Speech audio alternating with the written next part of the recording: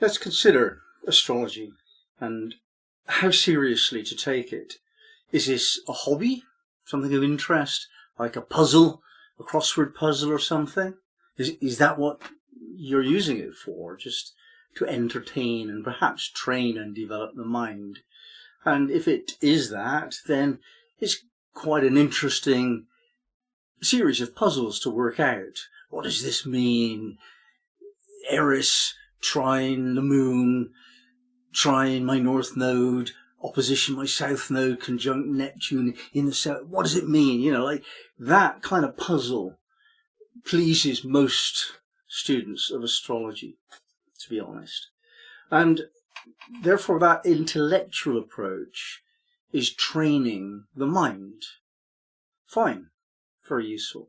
And to train the mind to be conversant with principles of esoteric thought is a very important first step in astrology.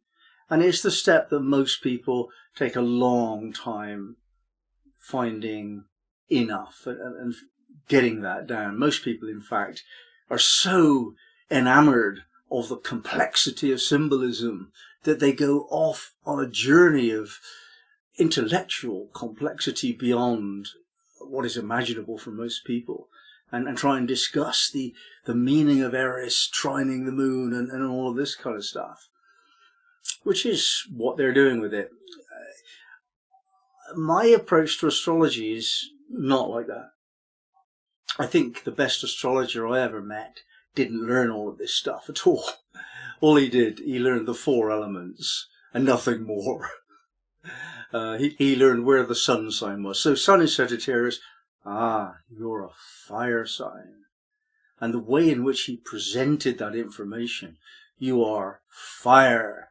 And somehow he awakened the client just by discussing the element. And I think that the way he worked was to embody that element himself and raise the client to that state of embodied knowledge. And here we have a very important concept to consider. The map is not the territory. And these astrological symbols, they point to meaning. They don't mean anything. People ask me sometimes, what does my chart say? And what does that planet mean? It actually is a symbol or a series of symbols. It means nothing. It points to a meaning. Very, very different. The map is not the territory. And a horoscope is a map. It's often called a map in the olden days as well. So what is the territory? Well, it's got a psychological quality to it.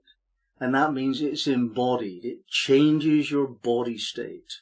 So if you want to demonstrate that you know the difference between water and fire and earth and air, then you can do that in the way you talk and the way you walk and the way you are in your interactions, and the way you think eventually will register that level of embodiment. So if you've got a certain aspect in your chart, and I say, well, what is that in your life? If you've got a Saturn conjunct Mars in Taurus, what does that mean to you? And so many people, astrology students, answer, oh, that means that I'm structured in the way I express my emotions, or, they'll just feed back keywords to me. Yeah, I know the keywords, they know the keywords, what are we doing here? No, I'm saying, what actually is it in your life? When you're doing that aspect, that conjunction between Mars and Saturn, when I look at you doing it, what is it that I'll be seeing? And the answer is, well, I'm thrusting forward in a stubborn way for a long time until I get the job done and it feels burdensome, or whatever. But that's something that they know about. And it will be different. Exactly the same aspect, exactly the same house will be different in its actual expression according to everyone. Everyone's going to do it differently. So once again, I come back to the symbols point to meaning, and the meaning is different for each of us. And until you have worked out what that symbol points to as the meaning in your life, so that you can feel it and you can name it as a behavior or a series of thoughts or realizations or emotional habits or intellectual habits, so that you can say, I am this kind of person that does that kind of thing, something that anyone will understand without astrology, then you haven't really got it. Astrologers talk to each other in astro speak, or as I would call it, astro babble. It's actually meaningless unless you talk to each other in terms that any observer could understand. So instead of saying, I'm a Sun-Mars conjunction in Taurus square Pluto, which astrologers would understand, some students of astrology would understand, but my mum wouldn't, my Aunt Fanny wouldn't. But if I say, I'm a very practical kind of guy who doesn't like starting the job, but when I get going, I really get going, and if there's something in my way, I can test it.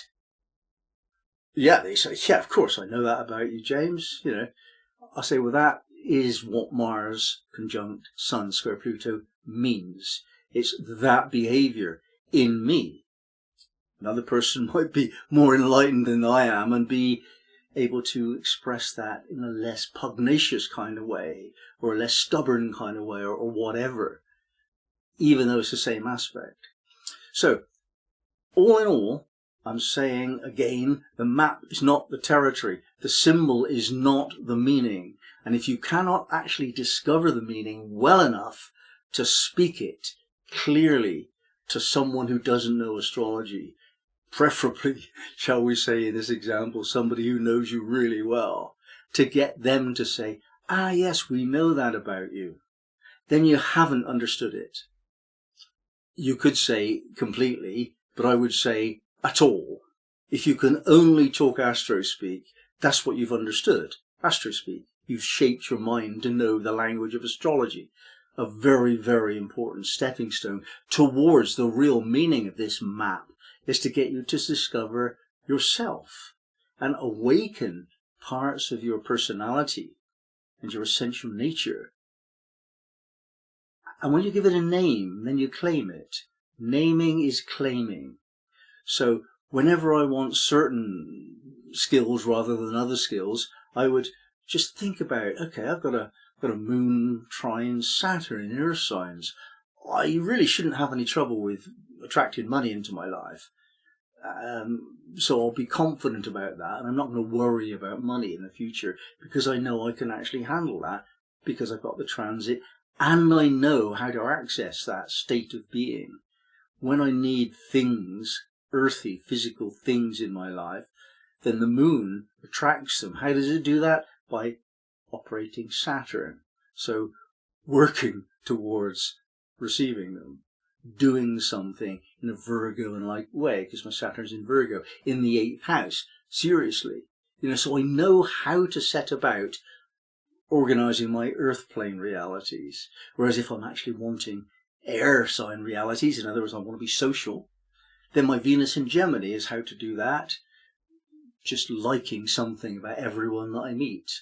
Loving beauty. Being versatile in my ability to talk and to anyone and so on. And that's how I make social contact. And I know that part of me, and I know that that part of me has its appetites and a limited duration.